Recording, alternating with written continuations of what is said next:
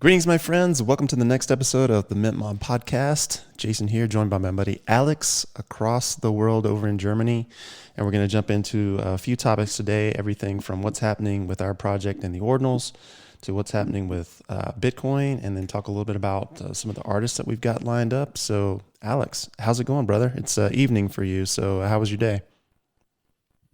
Yeah, man, exactly. It's evening for me. The day crypto-wise has been a little bit boring until now. So I just saw Bitcoin and every other cryptocurrency pumping pretty much. Actually, I haven't expected it for today. I'm not even sure if we had any major news, like from the United States. Was there something today? Like I haven't the really Fed, did, seen did they anything. announce anything?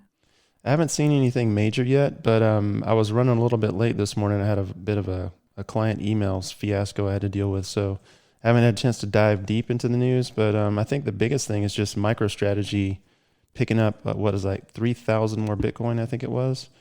They bought. Let me just see here. What did they buy?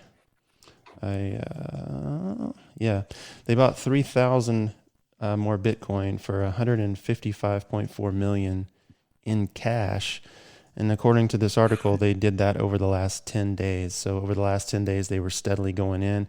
And I'm guessing, I could be wrong about this, but last night, obviously, we saw a drop in Bitcoin fees on the transaction. I'm sorry, on mempool. We saw the sats per VByte come way down.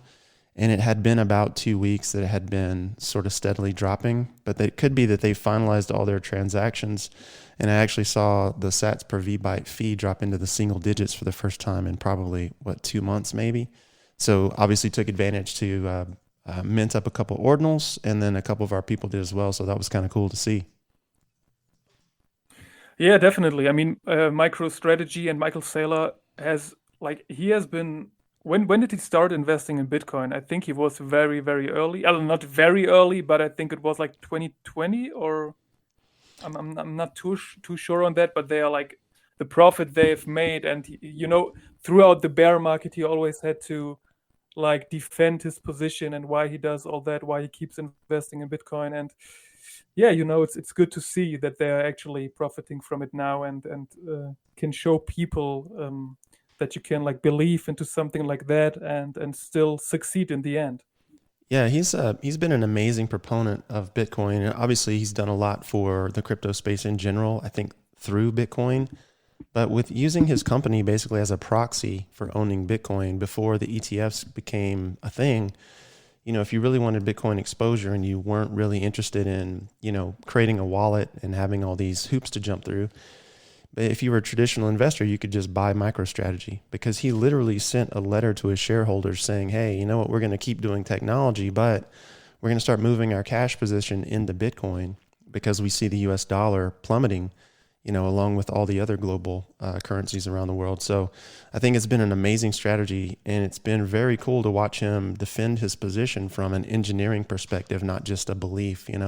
We hear a lot about belief, but in his world, it's just an engineering problem that he's solving, and he sees Bitcoin as the best form of money or of value, storage of value in the world. The best solution that we've come up to for this problem in ages. And if you've ever heard him on podcasts talk about this, he really lays it out in a very eloquent way. So to have someone like him at his level, really kind of flying in the face of some of the negativity that we see in government, it's been a huge boost, I think, to Bitcoin. Yeah, indeed. Regarding that, I've actually read an article today about a big financial magazine in Germany actually talked about a guy who's a trader, obviously, and he is. They actually claim that he has been right about about 95% of the times when he predicts where the market goes. And I'll just drop some numbers, and you tell me if you think that this is possible or not. So he says that Bitcoin will be between 52 and 65K in 30 days from now. Will then go within the next 2 months from 52, will range between 50K and 69K, will then drop down in 3 months back to 40, and until like October, September, October, far above 100K. Mm. What are your thoughts about that? The first part of that prediction is already true. I think Bitcoin's trading at 53.5 right now. I'm looking at the chart. And I think what he's saying falls in line with the normal halving cycle, because what happens is it sort of rises steadily up until the halvening, and then it sort of peaks around the halvening, and then there's a small pullback while people take profits and the price reconsolidates. And then it's months after that where it starts to like really start peaking again. So I think his prediction is right along the lines of what we expect to see with the halving. So I don't really have any issues with that, and I think it's completely possible, if not conservative, to be quite honest with you. Yeah, but it's actually quite interesting that, like you mentioned, like it's actually the usual halving cycle, and we will have a little drop after the halving, um, but still we will see people in around like maybe April who are going to be like who are going to panic when they see Bitcoin dropping again, who think like, oh, we already saw the top at 65 or whatever it will be until the halving, and then going to panic, and that's crazy because I feel like it's the information is out there. Why don't you read, you know? Yeah, it's funny. It's what is that Carl Jung quote that says thinking is difficult, so people judge. I mean, it's kind of the same thing. Like thinking is difficult, so people avoid it. And at the end of the day, if you look at the information, you can look at history and say, okay, well, it's likely that history will repeat, but there's no guarantees, so I might as well lock in my gains now. But if you're a long-term holder, you don't care anyway, because you see the trajectory of currencies around the world, right? Like the U.S. dollar is failing. All the global currencies, the major global currencies around the world, are really failing and losing value. So, I mean, really, as an investor, what's your option? You're not going to hold cash because cash just depreciates. The stock market might be a protection. Real estate could potentially be a protection. But if you need something liquid, something you can move around quickly in an instant with low fees, I mean, Bitcoin or, your favorite cryptocurrency would really be your best option, right? Yeah, definitely. I mean, you said it, like especially the Western currencies from the Western world are failing currently. I don't know if it was a rumor or if Russia and China actually agreed on not using the US dollar anymore.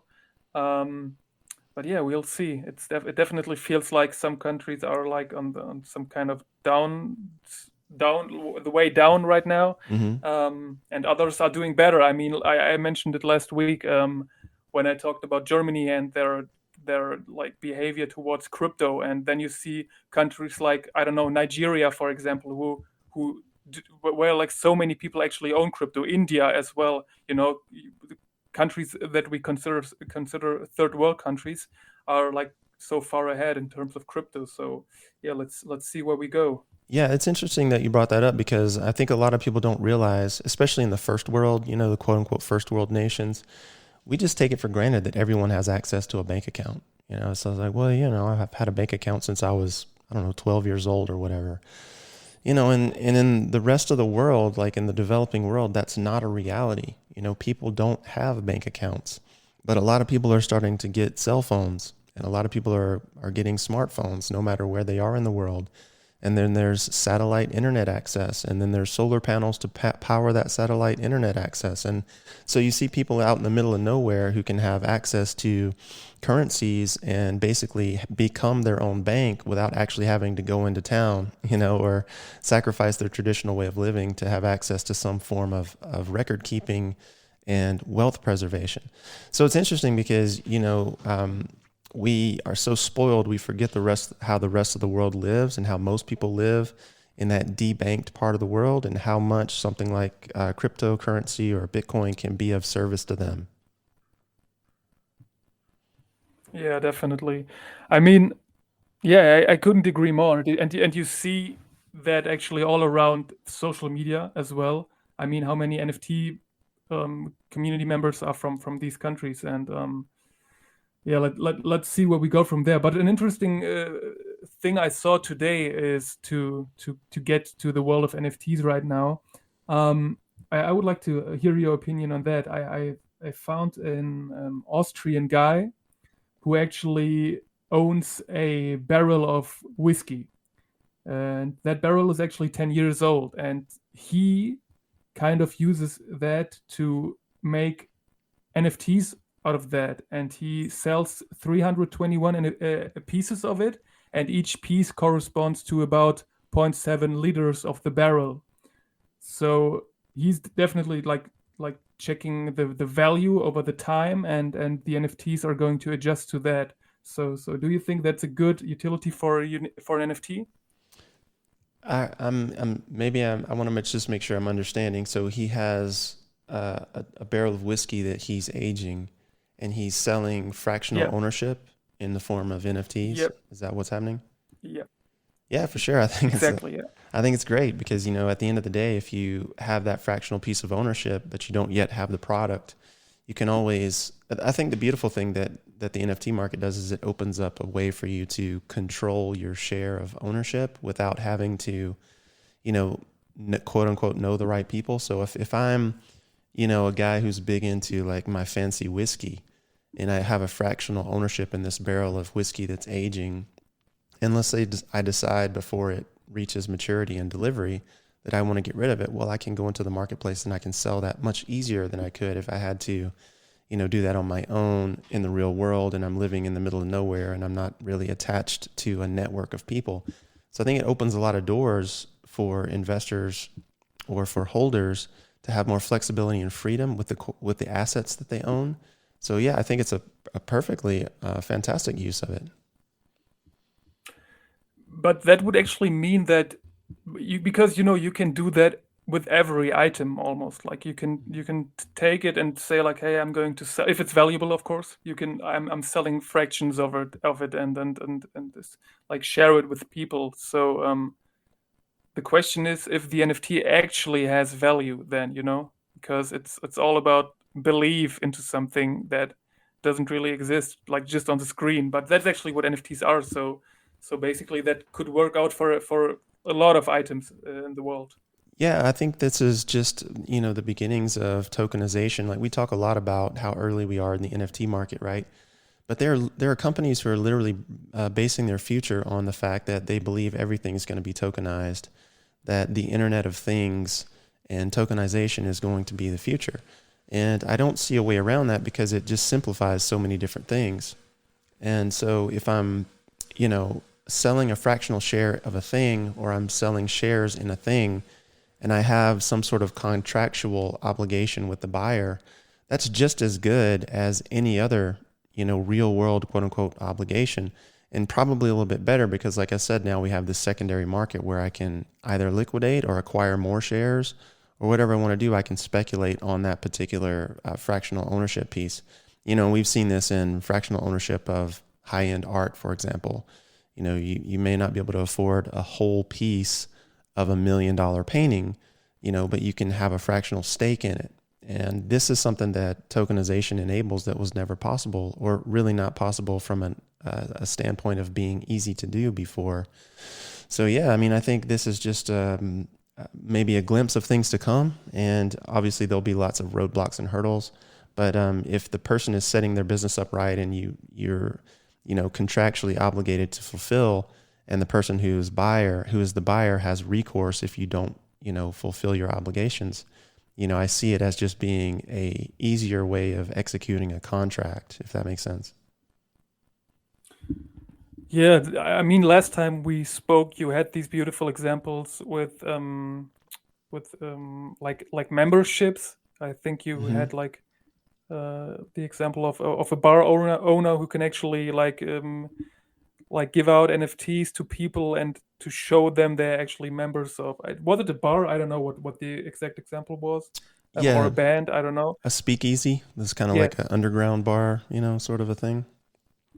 yeah. I just think there needs to be like the access to the NFT needs to be more like getting into the bar and always have to show your phantom wallet is like not the way to go, in my opinion. There needs to be something different to do that. But yeah, in the end, we will have projects and products who are going to solve that problem. And I think we will definitely see the tokenization get into our world. Yeah, I mean, there's 1,000 different ways you can bind, a digital asset to a real world asset, and then also to a real world person, right? Like if the example that we're talking about is a speakeasy, which is sort of a, kind of a kitschy way of saying a membership club, a bar, that you have to be a member of to get in, almost like a golf club or something like that. And in the States, they've kind of had a resurgence. It's a bit of a, nostalgic thing back to the prohibition here when they outlawed alcohol. There were these speakeasies, and the only way you could get in was you had to know somebody. And then when you showed up at the club, you had to know the password and you had to know all these things to get in the door. Otherwise, it was just assumed you were a cop and you couldn't get in, right? So here in the States, they've started, redoing this speakeasy thing where you go into, like we have one in town, and the storefront is a barbershop, like it's a working barbershop.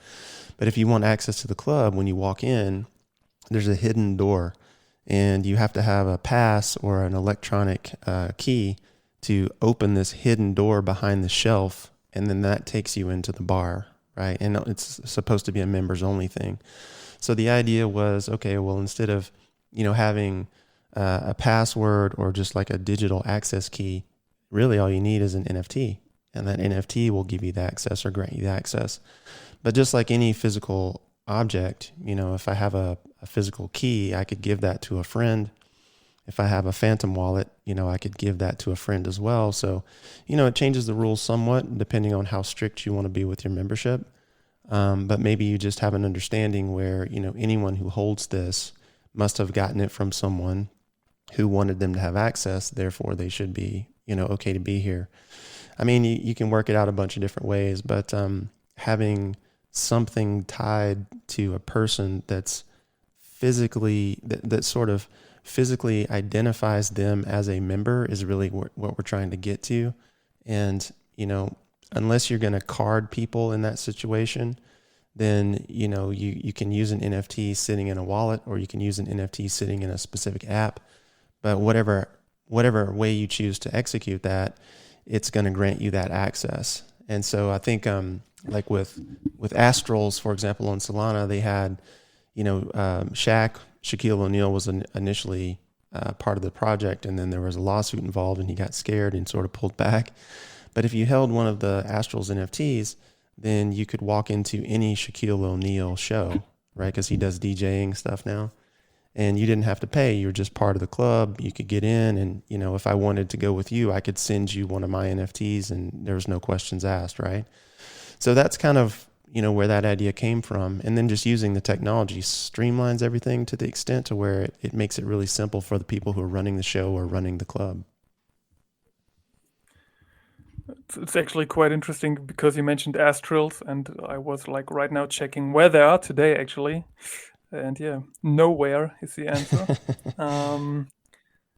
But talking about NFTs, some people may know, but you and I, we got a little project as well called the Goodfellas. And yesterday you checked the Bitcoin rates, the fees, and noticed that they were pretty low, and opened up the boss mint for our boss holders, because we got many people asking about the bosses, and many people wanted another piece. And as of today, we got only 5 pieces left. And when I say that, I almost get a little melancholic, because, this is where it all started, the boss ordinals. And Yeah. now we are almost sold out. And people need to realize that once they're gone, there won't be another chance to get one. So we have to choose wisely who gets the last pieces, right? Definitely. Yeah, I mean, and some of those mints were obviously house mints, like me and you minting, because we wanted to take advantage of the low fees before, Bitcoin skyrockets. So we'll have some available, for people that we can, that we still want to cherry pick and bring in. And, if fees drop down the way that they did into single digits, which I hadn't seen in months, I might just mint out the rest of them. And then, of course, we can sell those to bosses as they come in. But, we'll make a list available to all of our holders of which pieces are available, and we can create like a secondary mint where we can do a lottery, like they can mint a lottery number, and whichever number they get that ordinal. So we can do it a bunch of different ways so we can still have fun with it. But before Bitcoin heads to the moon and fees follow Bitcoin to the moon, I wanted to, get a few more of those minted out so that we weren't beholden to, the gods of price control on that one. Because if Bitcoin hits, my prognostication is that Bitcoin's probably going to hit six figures before the end of the year. I mean, that would more than quadruple the original cost of the ordinals that we put out. So, taking advantage of these little pullbacks is, I think, super smart, and it gives us some flexibility. Do we still have the hidden trade in the deck, or is it minted already? Yeah, it's still in there, man. It's it's probably going to be the last one, which is kind of funny. I was That's gonna, crazy, man. yeah, make a little announcement about that. But yeah, I think That's it's, crazy. Because I like the idea of us minting pieces and being able to provide these pieces to people like with lower fees or without fees. yeah. But in the end, like the thrill of getting a rare one or a lady or something is kind of gone if we do it that way. Yeah, it is, it is and it isn't, there's kind of two ways to look at it, especially if we, put up a listing of available pieces, and then we could do a secondary mint where someone just mints a number, and then whatever number they Mhm. mint, they get that particular one. Obviously they would know that it would be one from the bank, but still, you don't know what you're going to get, right? Which is kind of the fun part of it. But yeah, no, I agree with you. And then who knows? I mean, we've got the ladies, we've got a couple other collections. I mean, it might be kind of cool to have some ordinals associated with the ladies, some lady bosses. So who knows? I mean, we've got a lot of options and things that we can create. So we'll just have to, see if maybe perhaps there's the potential for another type of ordinal in there somewhere. Yeah, that's great. I mean, people sometimes forget that we actually have another whole collection in the back, and we are like not even close to have minted out the original collections. So, do we actually have any kind of date for another batch? Like we haven't talked about that yet publicly, right? Yeah, we haven't. I think we need to get going on that. Probably, it'd be nice to get another batch out in March. And we've been focused so heavily on acquisitions and doing some work behind the scenes. With my time being limited, doing the coding, quite a bit of the artwork, and then you've been doing some of the social media stuff, and then dealing with artists and all this kind of thing. There hasn't been a lot of time, but when we do the batch mints, of course, they require a little bit of extra effort because each one's got a one of one in it, and that's going to require some special artwork. And then, of course, we have to, set up all the metadata for the proper ranks, because every time we drop 100, it has to be the 100. It has to be a family exactly. So, but yeah, I mean, there's no reason why we can't get back on that mint train now that shitcoin season is over, and we're starting to get back at it. So I'm thinking probably we get going on that this next month, and then start rewarding the bosses with some more 10-cent mints. Yeah, perfect. You just mentioned artists when you spoke, and yeah, we actually got a pretty cool mint coming up on Wednesday. Um, you've seen the piece. I think it's a very special piece that is about to be dropped. So, do you think people will like it as much as the first one? I think yes. I think the way that we've got these ordered is they get a little bit better week to week in terms of visual interest and in terms of detail. That's just my personal opinion. Um, I think this piece is every bit as good, if not better, than the first piece. And then the subsequent pieces continue to improve. There's little things I like about each one of them. So I think as we go through and these, are brought to life, people are going to be very happy with what they get. And that's really the ultimate goal, is to keep putting out the quality work. So I'm super stoked for that. Yeah, and I've just seen on the Discord. Maybe we can like just drop some words on that. Someone was actually asking from Maria's people, like if she has to submit a wallet somewhere, or how does it work? Yeah, for sure. So we definitely want to make these wallet mints. These have to be wallet mints because we need to honor the artist, right? So in a standard 21s mint, the bosses come first. In the artist incubator mint, the bosses and the carefully selected people that the artist wants to allow to mint come first. So they both get priority. And that's only fair because the artist obviously has a following that needs to be exposed to the opportunity. Now, of course, that doesn't mean everybody is going to mint, but they need to have the opportunity. So the bosses and then the hand-picked wallets from the artist are going to be able to mint, and it is a wallet mint. So if you've got, like boss coins, for example, you can spread your boss coins across a couple wallets if you want to have multiple wallets. But just know that it's a wallet-based mint, not a boss coin-based mint. So for all the bosses out there holding the coins, spread them around if you want multiple wallets, but just realize that when you go to the Metaplex page that we normally use to mint on, it won't ask you to verify the coins. It's just going to say, hey, is your wallet on the list? If so, you can mint. And that's really the only way to do it when we've got people coming in from two different communities. Now, eventually we'll be able to leverage Matrika, and we can assign some roles, and we can do mints based on roles, but we haven't gotten that far along yet. So yeah, definitely pay attention to making sure that if you do want a piece, that your wallet is submitted so that we can put you on the list and you won't be locked out of that particular mint. Yeah, I think Maria is actually collecting wallets for her community and handing them over. So we just need to emphasize again.